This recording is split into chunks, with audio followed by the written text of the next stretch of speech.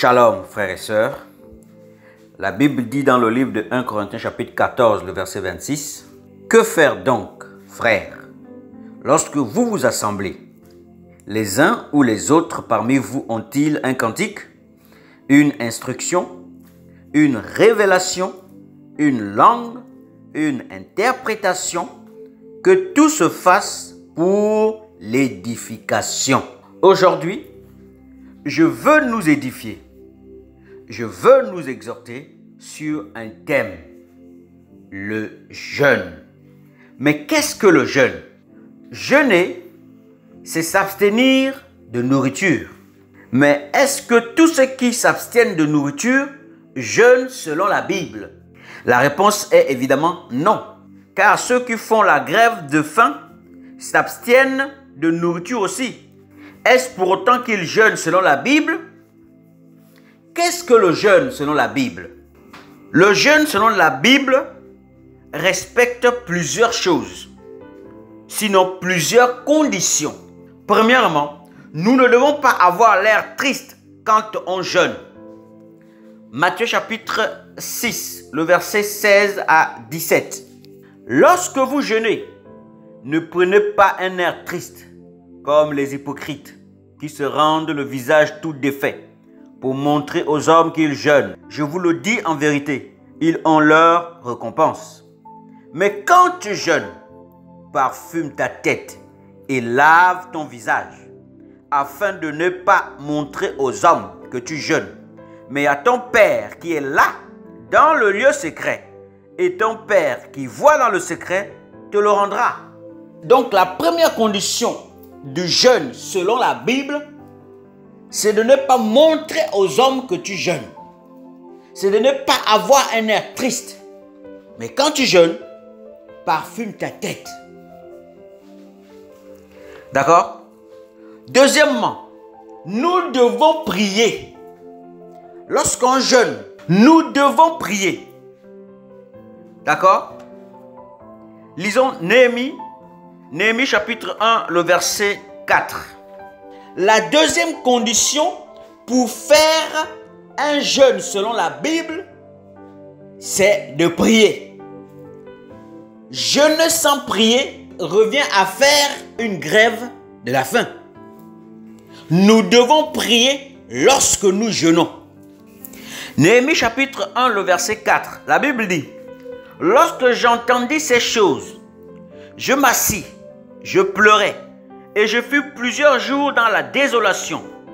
Je jeûnais et je priais devant le Dieu des cieux. » Néhémie dit, il jeûnait et il priait.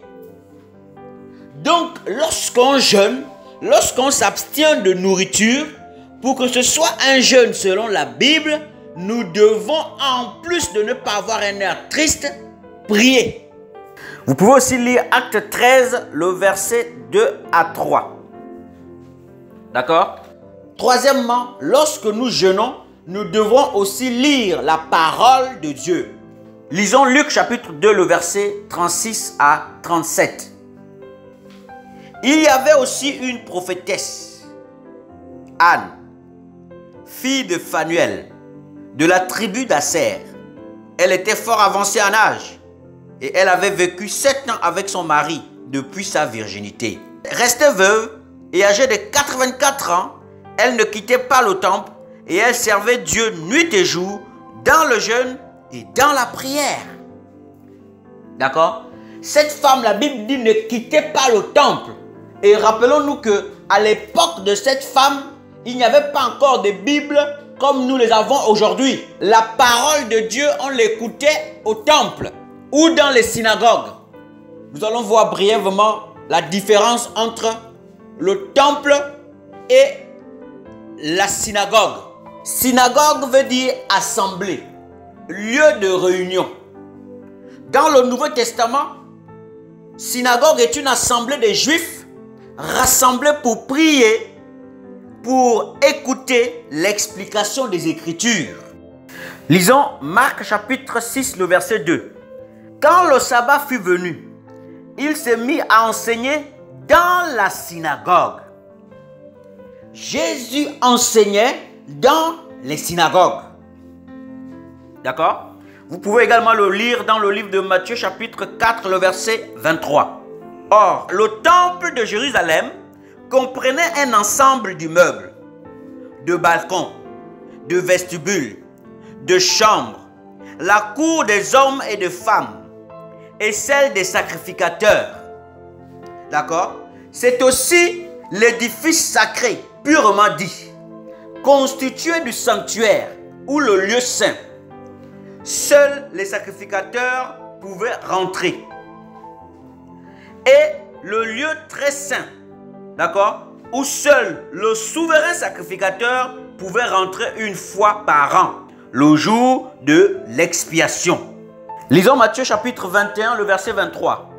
Jésus se rendit dans le temple et pendant qu'il enseignait, les principaux sacrificateurs et les anciens du peuple vinrent lui dire: par quelle autorité fais-tu ces choses et qui t'a donné cette autorité? Nous voyons donc ici que Jésus enseignait dans le temple.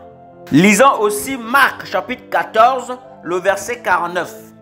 J'étais tous les jours parmi vous, enseignant dans le temple, et vous ne m'avez pas saisi. Mais c'est enfin que les Écritures soient accomplies. Jésus enseignait aussi dans le temple. D'accord? Donc, lorsque la Bible nous dit que cette veuve Anne ne quittait pas le temple, elle servait Dieu nuit et jour dans le jeûne et dans la prière, comprenez aussi que cette femme, en restant dans le temple, en ne quittant pas le temple, elle écoutait aussi la parole de Dieu. Donc nous devons écouter, nous devons méditer, nous devons lire la parole, nous devons écouter les enseignements lorsque nous jeûnons. Nous savons donc ce qu'il faut faire désormais lorsque nous jeûnons. Maintenant, on va voir pourquoi nous jeûnons. On jeûne pour plusieurs raisons. On peut jeûner pour chercher une intervention divine par rapport à une situation quelconque. On peut aussi jeûner à cause d'un péché. On peut aussi jeûner pour demander la faveur de Dieu par rapport à une situation quelconque. Avant de détailler ces points que nous venons de citer, nous devons savoir que dans la nouvelle alliance, le jeûne n'est pas une option. C'est une nécessité. C'est vital pour un chrétien qui veut grandir avec le Seigneur.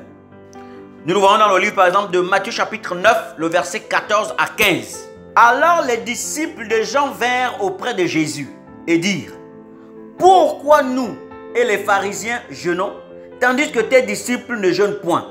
Jésus leur répondit: les amis de l'époux peuvent-ils s'affliger pendant que l'époux est avec eux?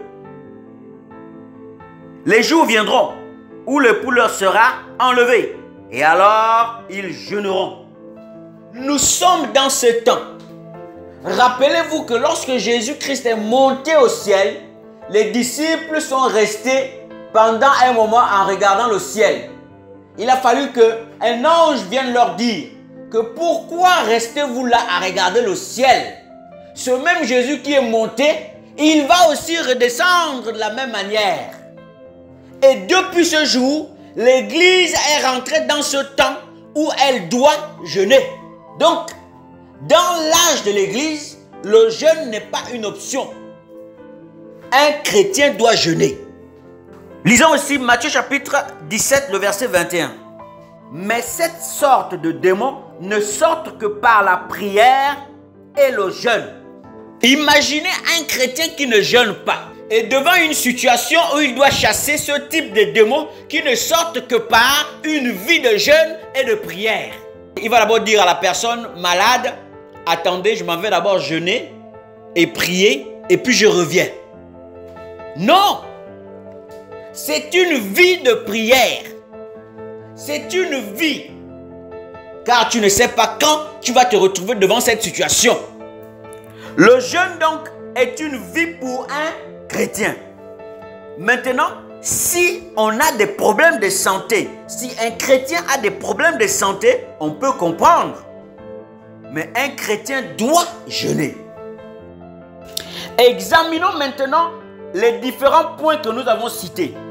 Nous jeûnons pour chercher une intervention divine par rapport à une situation quelconque. Prenons le livre de Esther chapitre 4, le verset 1 à 3.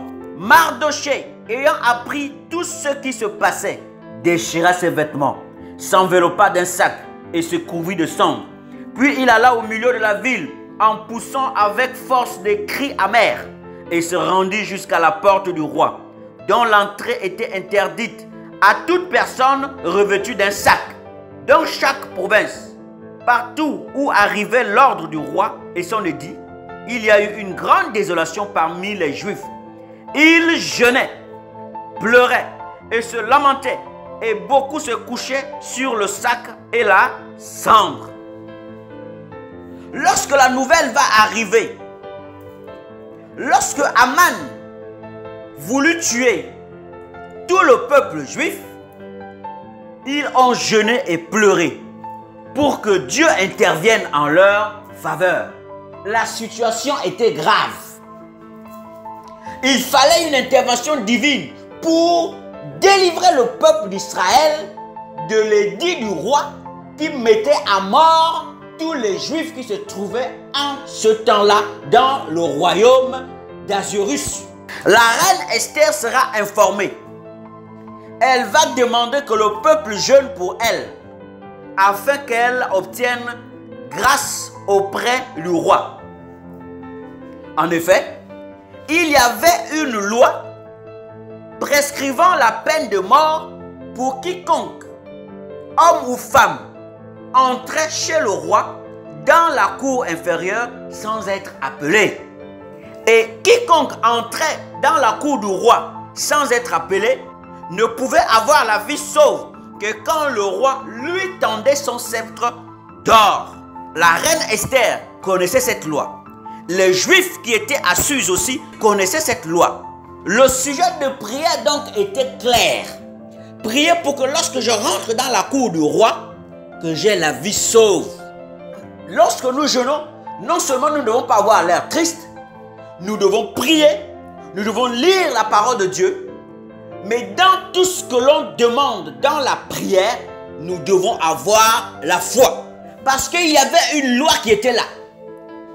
Quiconque, homme ou femme, même la reine, qui allait vers le roi sans que le roi ne lui ait appelé, pouvait mourir si et seulement si le roi lui tendait le sceptre d'or. Et les Juifs ont mis leur foi en Dieu. La reine Esther a mis sa foi en Dieu. Elle a pris un risque. Advienne que pourra. Je rentre. Elle a mis sa vie en danger. Je rentre. Je remets ma vie entre les mains de Dieu. Nous sommes toujours dans ce point de l'intervention divine. Nous allons voir également l'histoire du roi Josaphat.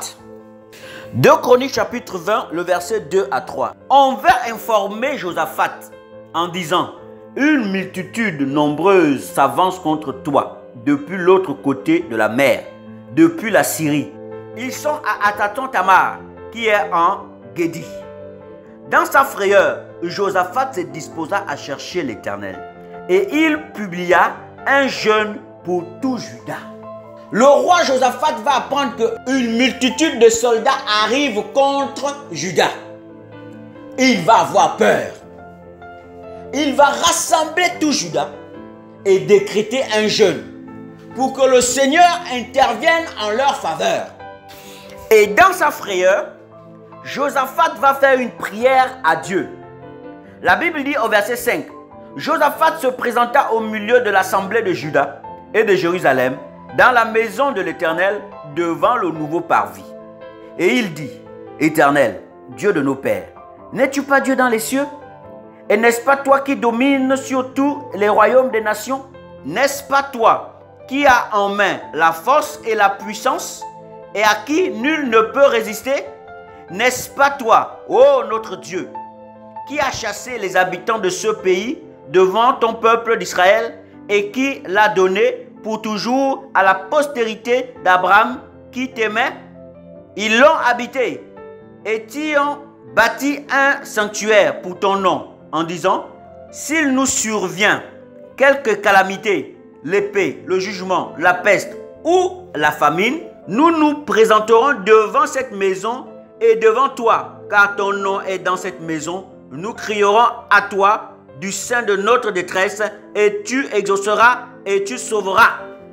Josaphat va rappeler à Dieu la prière de Salomon faite dans 1 Roi chapitre 8.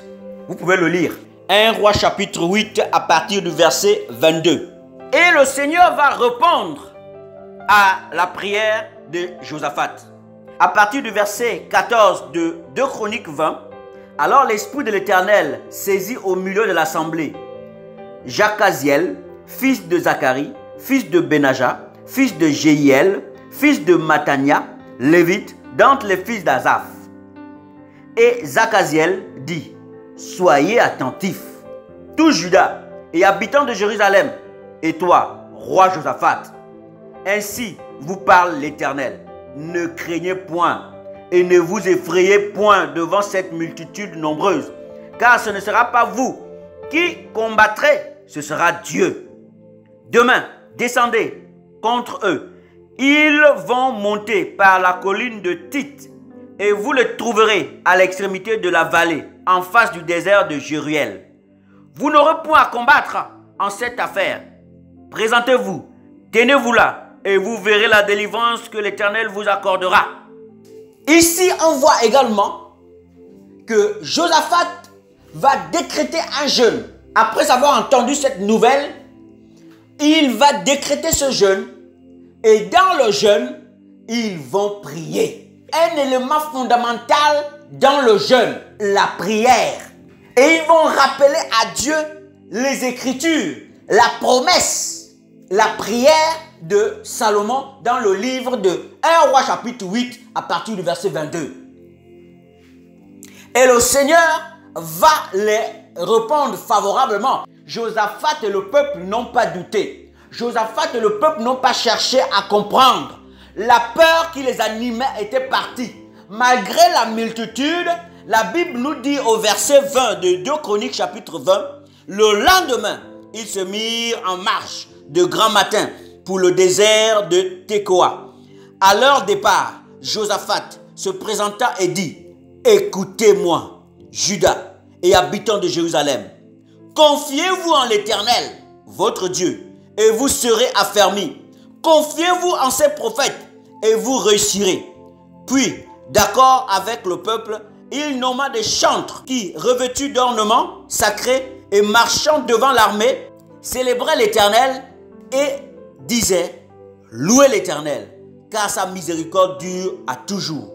Au moment où l'on commençait les chants et les louanges, l'Éternel plaça une embuscade contre les fils d'Ammon et de Moab et ceux de la montagne de Séhir qui étaient venus contre Juda, et ils furent battus. Voici des gens qui avaient peur. Voici des gens qui étaient effrayés. Mais lorsque le Seigneur leur a parlé, après qu'ils aient jeûné et prié, car la prière est importante dans le jeûne, Dieu leur a répondu. La peur les a quittés. Et nous voyons ici un aspect de foi. Ils vont monter, non pas avec des armes, mais avec la louange. Parce que le Seigneur leur avait déjà dit que ce n'est pas eux qui vont combattre, mais que c'est Dieu qui combattrait pour eux. Ils vont adorer Dieu.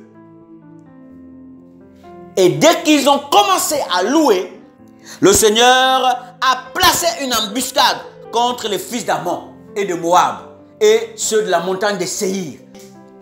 Donc lorsque nous jeûnons, nous devons non seulement ne pas avoir un air triste, d'accord, mais nous devons également prier. C'est important, la prière dans le jeûne. Un jeûne sans la prière est une grève de la faim. Et lorsque nous jeûnons et que nous prions, nous devons également lire la parole de Dieu. C'est important parce que c'est sa parole. Si nous parlons à Dieu, il est également évident que Dieu nous réponde. Et il peut nous répondre au travers de sa parole. Nous devons donc, lorsque nous jeûnons, en plus de ne pas avoir un air triste, prier prier et méditer la parole de Dieu. Être attentif, car à tout moment, il peut nous parler pour nous donner une réponse favorable à notre requête. Voilà, nous avons terminé avec le premier point. Nous verrons par la grâce de Jésus les autres points dans la seconde partie. Que le nom de Yahushua soit béni, frères et sœurs. Soyez encouragés, jeûnons et respectons la prière et la méditation de la parole. Que le nom de Yahushua soit béni, frères et sœurs. Soyez encouragés. Au nom de Jésus. Amen.